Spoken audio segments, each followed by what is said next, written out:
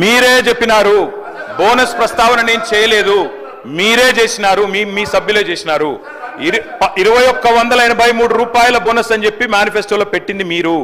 2183 bonus అనేది దొడ్డు వడ్లకు సంబంధించిందని చెప్పి కేంద్ర ప్రభుత్వం యొక్క ఎంఎస్పీ లెక్క ఉన్నది.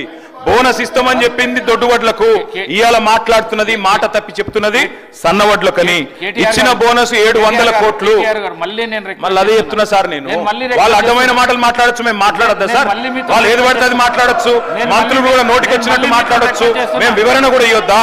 ఇదేం పద్ధతి అధ్యక్ష? బోనస్ బోగస్ అయ్యింది, బోనస్ బోగస్ అయ్యింది. 700 కోట్ల బోనస్ ఇచ్చి 7600 కోట్ల రైతు బంధు ఎగ్గొట్టిన మాట ఖచ్చితంగా వాస్తవం. ఇది రాష్ట్రంలోని రైతులకు తెలుసు. అందుకే అంటున్న అధ్యక్ష, రుణమాఫీ ఉత్తదయింది, బోనస్ బోగస్ అయింది. రైతు బంధు కాదు అధ్యక్ష, దాని పేరు మార్చి రైతు భరోసా అని పెట్టి ఏదో మారుస్తున్నారు అధ్యక్ష. మీరు రైతులను ఏ మారుస్తున్నారు తప్ప ఏది కూడా చేస్తలేరు. అధికారంలోకి వస్తే తొలి క్యాబినెట్ లోనే రైతు భరోసాకు చట్టబద్ధత, 6 గ్యారెంటీలకు చట్టబద్ధత అన్నారు. తొలి క్యాబినెట్ జరగలేదా ఇంకా? లేకపోతే తొలి సంవత్సరం దడిచినా కూడా ఒక యాదికి వస్తలేదా? మీ రాహుల్ గాంధీ గారు చెప్పిండ్రు, ఏడబైంది మాట అని అడుగుతున్నాం అధ్యక్ష. ఇంకొక మాట అధ్యక్ష, ఈ కాంగ్రెస్ పరిపాలనలో గత సంవత్సర కాలంగా రైతు బతుకుకు భరోసా లేదు, రైతు భూమికి భరోసా లేదు. పొలంలో ఉండాల్సిన రైతులు ఇవాళ జైళ్లలో ఉండే పరిస్థితి అధ్యక్ష. ఆనాడు ఎప్పుడు ముఖ్యమంత్రి గారు గద్దరన్న న్యాయ చేస్తా ఉంటారు. గద్దరన్న ఒక మాట చెప్పిండు అధ్యక్ష, దుక్కులు దున్నే రైతులకు బేడీలు ఎందుకురో అని పాట పాడిండు అధ్యక్ష. ఇవాళ గద్దరన్న బతుకుంటే ఖచ్చితంగా ఆ పాట మళ్ళా గజ్జగట్టి పాడుతుంది అధ్యక్ష. చివరిగా నేను ఈ ప్రభుత్వానికి చేసే విజ్ఞప్తి ఒకటే, రైతు బంధును యథాతథంగా కంటిన్యూ చేయండి, ప్రజలకిచ్చిన మాట తప్పకండి. ఎట్టి పరిస్థితుల్లో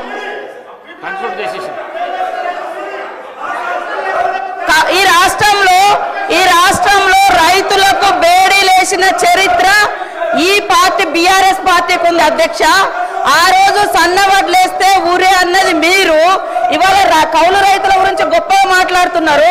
కౌలు రైతులకు ఎందుకు ఇవ్వాలి భరోసా? వాళ్ళు అద్దె ఇళ్లలో ఉన్న అద్దె ఇళ్లలో ఉన్నోడు ఓనర్ అవుతాడా, కౌలు రైతు ఓనర్ అవుతాడా అని ఆ రోజు మీరు మాట్లాడారు. ఇవాళ రైతుల మీద ఏదో గొప్పగా మాట్లాడుతున్నారు. నేను సవాల్ చేస్తున్నా అధ్యక్ష, ఈ రాష్ట్రంలో ఉన్న అందరి భూముల మీద క్లీన్ గా అక్కడ ఒక దగ్గర 100 ఎకరాల ఫామ్ హౌస్ ఉంటుంది, కానీ 10 మంది పేర్లు ఉంటాయి. అది బయట తీయండి. వాళ్ళకి ఇప్పుడు 5-6 లక్షల జీతాలు ఎత్తుకునేటోళ్ళు కూడా రైతు ముసుగులో రైతు బంధు తీసుకున్నారు. మీ హయాంలో గుట్టల సాగులో లేకుండా తీసుకున్నారు. మాలాంటి ఏరియాలలో మోకా మీద ఉండి సాగు చేసినా కూడా పట్టా లేకుంటే వాళ్ళకి మీ హయాంలో 1 రూపాయి రాలే, కానీ వాళ్ళు పంట పండించారు. మీరు ఇచ్చింది రైతు బంధు, రైతు పెట్టుబడి కాదు, పట్టా పెట్టుబడి ఇచ్చారు.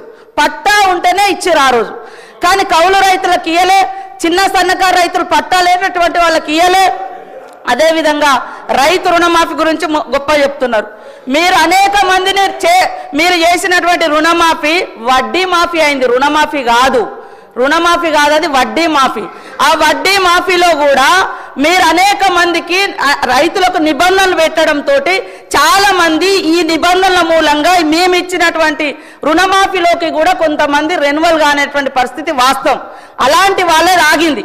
అది 2014 నుంచి కొనసాగుతూ వస్తుంది. మీరు చేసినటువంటి రుణమాఫీ నిబంధనలు కొనసాగుతూ వస్తున్నాయి కాబట్టి అది గుర్తుపెట్టుకోండి. మీరు అన్ని బాగా చేసినాక 30,000 కోట్ల రైతుల రుణమాఫీ కాకుండా ఎట్లున్నాయి?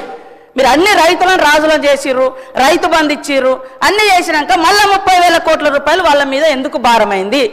ఎందుకు రుణాలు మిగిలినాయి? అది చెప్పండి.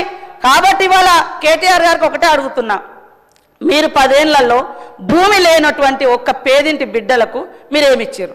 ఓకే, 100 ఎకరాలు ఉన్నోళ్ళ గురించి అన్ని ఇవ్వాలి, లక్షల జీతాలు వచ్చినా అన్ని ఇవ్వాలి అని అంటున్నారు. మరి పేదోడికి మీరు ఈ 10 ఏళ్లలో కనీసం ఉచితంగా కరెంట్ ఇయ్యలే, కనీసం ఇవాళ ఉచితంగా ఎర్ర బస్ ఫ్రీ ఇస్తే కూడా మీరు ఓర్వలేకపోతున్నారు.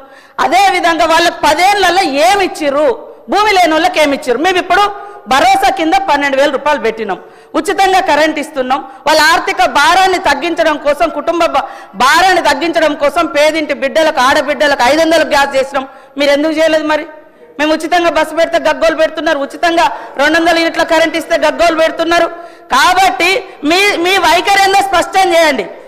మీ వైఖరి ఏందో అంటే అందరికీ వాళ్ళు 100 ఎకరాల ఫామ్ హౌస్లు ఉన్నా కూడా ఇవ్వండి అని అంటారా? అదే చెప్పండి. నేను ఈ సందర్భంగా కూడా మా వ్యవసాయ శాఖ మంత్రి గారిని కోరుతా ఉన్నా, దయచేసి ఎవరెవరికి ఎంతెంత పోతుందో ఆ వివరాలు మొత్తం గ్రామాలలో పెట్టాలి. ఏ కుటుంబానికి ఎంతెంత రైతు బంధు పోతుంది, ఎవరెవరిది ఎంత అనేది వివరాలు బయట పెట్టాలి. పేదోళ్ళకి ఆ ఊర్లలో ఏమేమి వచ్చినాయో కూడా బయట పెట్టాలని కోరుతా ఉన్నా.